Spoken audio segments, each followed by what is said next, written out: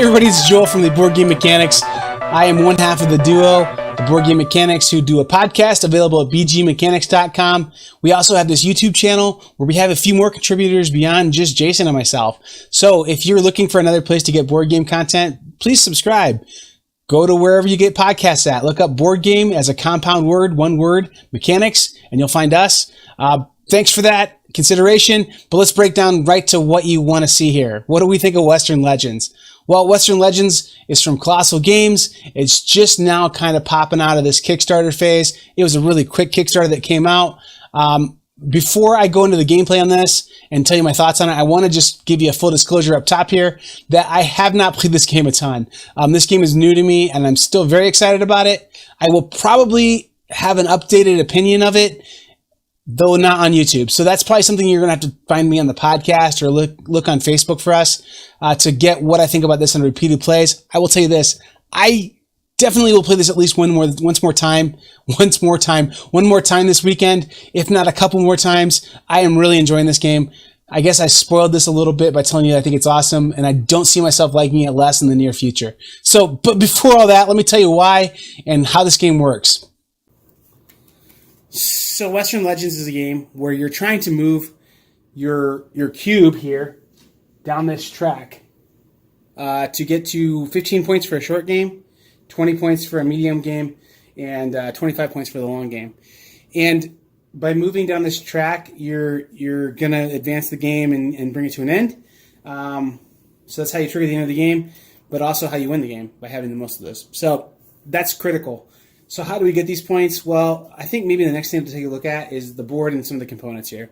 Every player starts off with a player board, and then you also have a card, a portrait card here, that's going to be a Western Legend that you're going to play as. So it has two sides. The first side has, your name, and then it also has this special power that you unlock.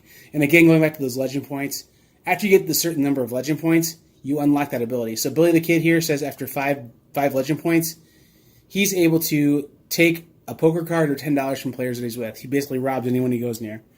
Bass Reeves, who is an awesome icon for, he's an overlooked, oftentimes, Black history, amazing marshal, early marshal in the West, super heroic, super amazing character from, not even a character, he's a real person that not enough people know about, but Bass Reeves is a cool guy to check out. He gets to draw one poker card at the beginning of his turn once he hits those 5 points. And then, so, you know what? He is an awesome guy, but look at this. On the backside, you can read about him a little bit. So, also about Bass Reeves, you get to see what his starting position is. You also get to see what his starting bonuses are. So, he starts off with $10, a poker card, and an upgraded revolver, and 1 Marshall point, okay? But don't get the rewards. Billy the Kid has a similar thing. He has his starting locations and everything like that on the back, too, and what he starts with as well.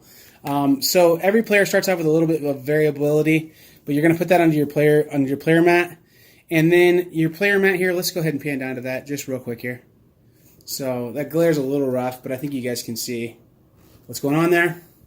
On your player mat here, you have room for your initial weapon and mount. Most people don't start with a mount. Everyone starts with a weapon, it seems like.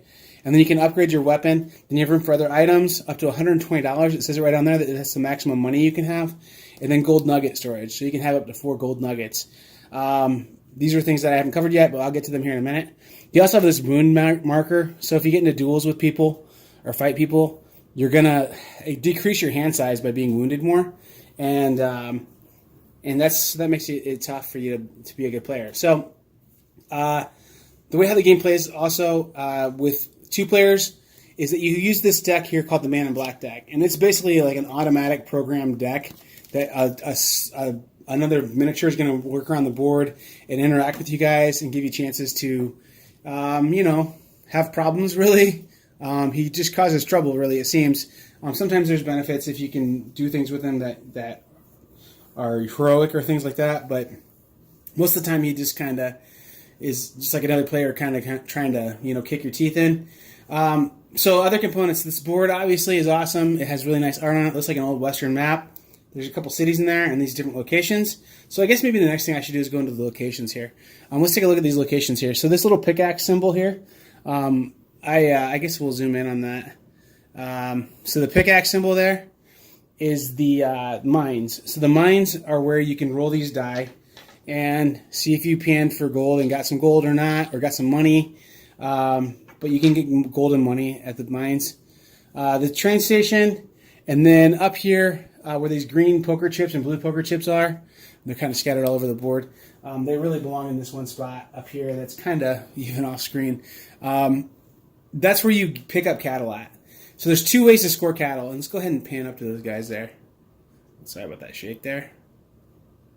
So the cattle up there, if you take a cattle from the green ranch to the blue ranch, you score points illegitimately because you stole a cow and gave it to another neighboring cattle or a neighboring cattleman. And so you go up in the wanted track and you get the benefits of that cattle, but it takes you an action to do it. It's a real close, spot there. It doesn't take you more than a couple turns to get them over there, but you gain infamy and you go up in the wanted track. If you want to just play legitimately, you can deliver them to the train station, which is where I was at earlier. So the train station serves as a place to deliver cattle to, and in order to you don't have to spend an action there either. You just load them into the train. You don't have to take time to sell them. They're ready for your delivery. So that's what the train station does. These little things with letters on them and like the bandits, that's where bandits spawn at. So there's different things in the game that make bandits spawn randomly, but then also bandits spawn in at the beginning of the game as well. And you're going to go out and fight the bandits. And the bandits really, when you play with the man in black, if there's a bandit in certain locations where he spawns at, it's bad news for you. So you want to keep the bandits down. It's not really a co-op thing when you play against the man in black, but like you definitely aren't cheering against people or cheering for the bandits as hard when you know that man in black's there, because the bandits make him really difficult. So the money here, if you get those gold nuggets like we mentioned earlier, you can convert them into legend points there and money. These cards here, you literally play poker. You play Texas Hold'em poker in this game against each other and against a dealer, I guess, which is another player playing for the game. The sheriff is up where the star's at here. This is the general store. The general store is kind of cool. I want to just mention that just for a second here because the general store is probably one of the more fun dexterity games I played this year. Putting the general store together. This is the general store you get, and it's this cool like card sorter, and all these cards come in there, and you have all these different options of things you can buy to upgrade your character and make him better. And then if there's a plus sign on it, so like everyone starts off with a firearm, but if there's a plus sign, you pay that amount again and you flip it over, and then you have a name for your weapon. See if that'll focus it for you. And then it also shows you that you get a benefit from having an upgraded weapon. And you can upgrade your mounts as well.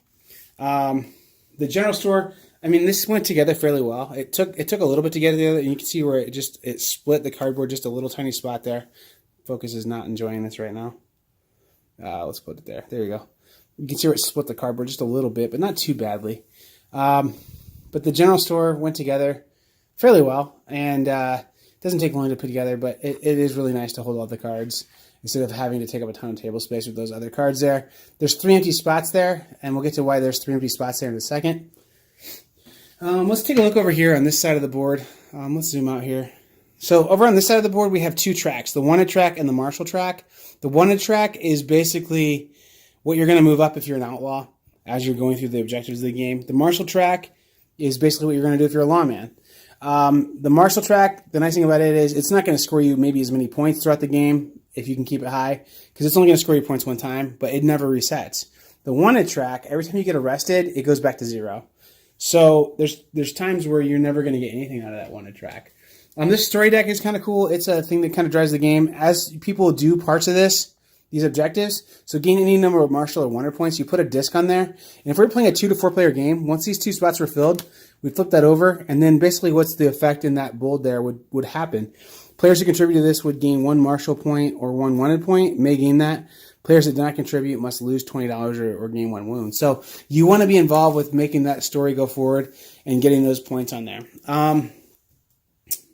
There's other pieces to this game too, but basically on your turn, you're going to take any of 3 actions to do that.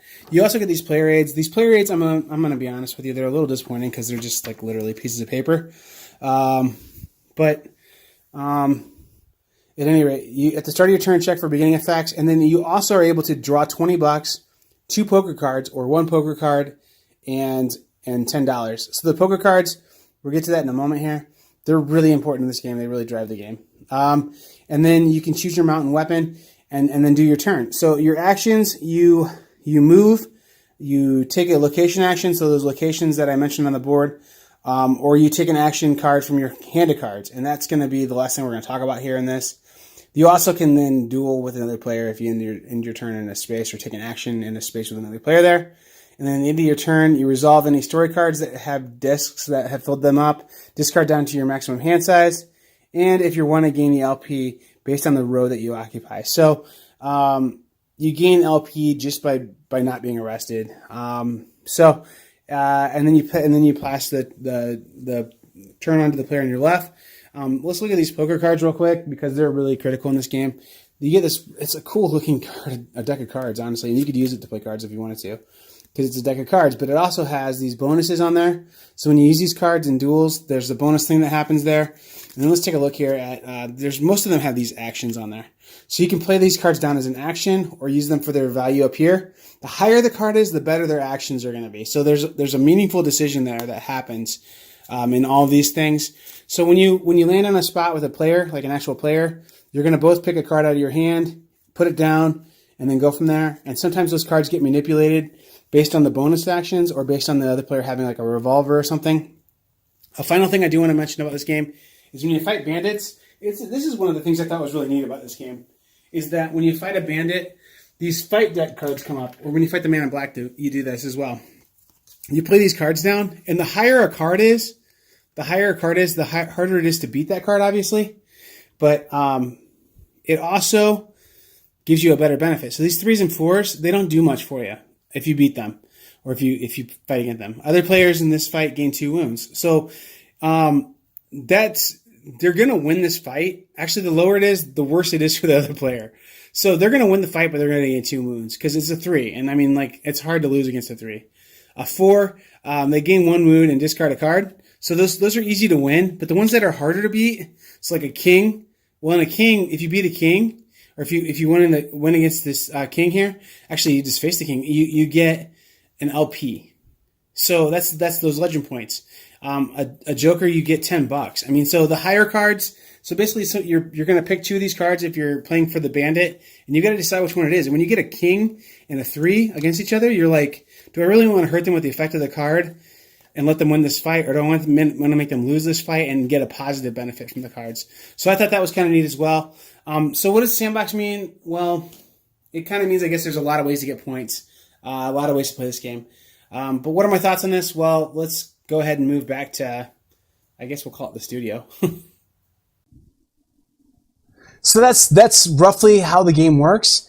Very roughly, because there's just a lot there to explain, and I didn't want to take half an hour to explain all the stuff that can happen in this game.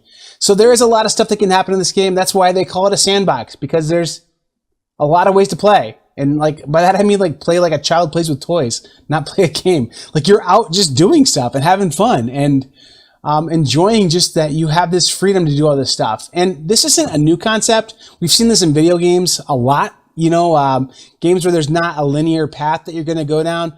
Games like Skyrim or games like Grand Theft Auto, where there is maybe a main line, but then there's a bunch of other stuff you can do. And this one kind of has the same thing. You do have some goals depending on the setup, but there's a bunch of things you can do. So the idea of the sandbox, very cool to me. Okay, so yeah, let's just get right to it, I guess. What do I think of this game? Well, let's start off by saying sandbox. I do like that it has a sandbox kind of thing going on for it. But also that great theme combines up with the sandbox kind of elements, and the two go together so well. So the idea that you have this freedom and it's this adventurous world that's out there that you can go explore and you can take advantage of and manipulate and use for your advantage, that works super well in space, and we've seen that in space. It also works so well, so very well in the Old West. Just cool. I mean, the Wild West, we call anything that's developing and exciting and new the Wild West, you know? Like, oh man, those guys are real cowboys. They're the Wild West of computer technology or whatever, you know? So that, we call it that because it's exciting and it's really fun. So this theme definitely comes through, and it just, you feel like you're just out being a cowboy and doing the fun things a cowboy would do, and making the choices that an outlaw or a lawman or someone who pants for gold or whatever would make. So I do really, really, really, really like that the two of these things go together so well. I also do like that the rules aren't super complicated. So this game you could definitely explain to a new player fairly quickly. I don't think this is a game that is like, I love Feudum. I absolutely love Feudum. But like Feudum, it takes 40 minutes to explain how to play. And then there's other rules that come up later in the game. So you have a lot of explanation to get that really rich and big gameplay. Twilight Imperium, same thing. It takes a while to kind of explain how to play this. This game, I think in 10 minutes, I got to explain how we're going to play this game. And then we're playing. And it has a lot of richness and a lot of like just, whoa, man, there's a lot of cool things going on here inside of that simple rule set. The most complicated things you have to learn what the different locations do. And then even the actions on the cards tell you right on the cards what they do. So if you have one guy who knows the rules really, really well and knows what happens when different kind of events trigger, he can explain to the table what's happening. If you know how to play poker though, know how to move spaces and interact with like a few different things that you have to remember that are on your player aid anyway, you can be playing pretty quick. So the simple rule set is not a knock. It's a positive. It doesn't take away from the wide, adventurous feel of this game. I do also like the variable setup. So I didn't show this in my video, but there's like more legendary gear and players like characters that you can play in a couple of the little expansions that came with my edition of this game. So there's, I think, in the neighborhood of 20 different characters you could play as. And that's really neat because each one of those characters plays differently, has like a different power. But then also they have like different goals when you play with that lower player count and you're playing with those, like legend point kind of, like gold kind of things. But also then beyond that, they have the player powers that are different too. And then the way how those player powers bounce off each other and then kind of like their alignment on if they're heroic or if they're not so heroic. The game just plays differently depending on each of those characters that you're going to pick. And I will tell you right now, 20 characters, playing between 2 and 6 players with all the different options. Let me hear. Yep, there's 4 billion ways to play this game with all those different characters and everything. Okay, that's maybe true. I just clicked my number pad to sound smart. Sorry. I just wanted to seem smart. But anyway, there's just a bunch of ways to play this game. So that's cool. The variable like player thing is pretty cool. That joke was not worth me advancing through these slides like that, was it? So, the final thing I will mention is that well, that's weird. Oh, great. I just ruined it. There we go. Components. The components in this game are at least on par with what you'd expect out of a game like this. The cards are really great quality. The player boards are just like what you're getting now, like cardstock. The main board's perfectly great. The box and insert are fine. They're standard. The minis are perfectly okay. They're not like green army men that have, slag all over them and look ugly, but they aren't also like, I'm dying to paint these either. So I would give them a little average to a slightly above average rating on their components, but, I don't think anyone's going to buy this game for the components, but I don't think anyone's going to be like, man, the components are bad on that game and I don't want to play it. So the only component I do think is bad, and I mentioned this in the video, is that player aid just on glossy paper. It's not going to hold up. And I wish they wouldn't have done that. Like it's like like a one sheet rule book, and everyone's seen rule books that don't get handled that much. They get wrinkled up and crinkled up and kind of nasty over time. These are going to get the same thing. So this is giving me an excuse to get that laminator out and laminate these sheets because they're not okay. That's the only component that I don't like in this. The rest of it's just perfectly fine. There's nothing insanely awesome. The cards are good quality. I like the art on the cards. But anyway, moving on here to the closing of what I've got to say about this. I'm giving this 4.5 out of 5 wrenches. And this again is after limited plays. This could change over time, but I don't see it changing dramatically because I know what this game has to offer to a degree. And the fact that it's good is because it has so much width to it, not the depth. So as I'm playing this game more, and more things pop up and different scenarios pop up and different story cards pop up, I don't see this making it go down at all. It might balance out with the fact that the play gets repetitive after a while, but even then there's so many different ways to play it. I might try and, be a gold prospector in one game and then be an outlaw and then a lawman. So, I don't see this going down. I think the repeated playability on this game is going to be really great. So I give this 4.5 out of 5 wrenches. I think it's a perfectly awesome game, and I would suggest it to, I would say 65 to 70% of people who are into the board game hobby. A little pricey game of a game, but you get a lot in there. So at any rate, Kolossal Games, you've got a good one here. Western Legends, way to start off your company, way to start off your offerings and have a successful Kickstarter that really did a nice job. So accepted by the Boardgame Mechanics at a 4.5 out of 5 wrenches. If you know our brand at all, you'd know Jason wouldn't give it that high of a rating, but I absolutely love this game and think it's great. So that's it, guys. Thanks for watching. You're going to have some cards popping up here on your screen here in a second. If you want to subscribe, click on one of those. Also, this is going to handpick a video for you based on your viewing history. It's going to say, you think YouTube has this cool algorithm that they're going to say, hey, we think you'd like this video because, you know, we just think you would. Give us another shot if you would. That'd be awesome. Anyway, thanks for watching and spending this much time with us, and I do appreciate it. I look forward to engaging with you guys on Facebook or in the comment section, and keep gaming. I've enjoyed.